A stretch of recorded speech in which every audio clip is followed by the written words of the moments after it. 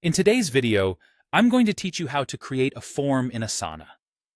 Forms in Asana are a great way to streamline the process of collecting information, tasks, and requests from your team or clients. Whether you need feedback or project requests, using forms can significantly simplify communication.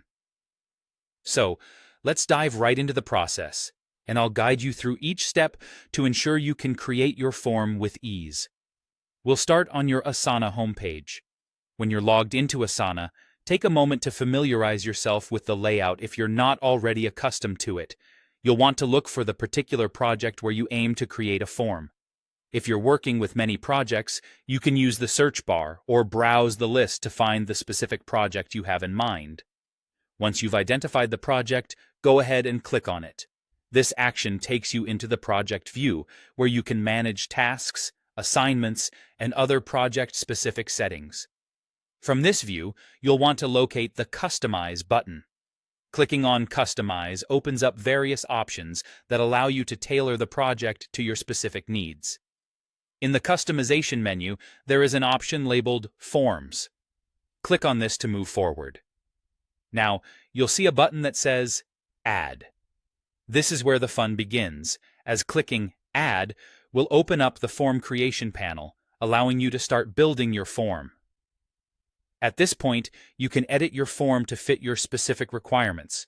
You'll be able to modify the form's fields, such as the name, email address, and any other entries pertinent to your project. This step is crucial because it lets you ensure that the form collects all the necessary information from respondents.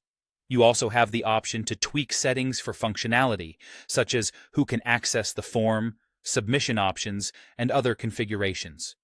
Take your time to review each setting and adjust them according to your needs.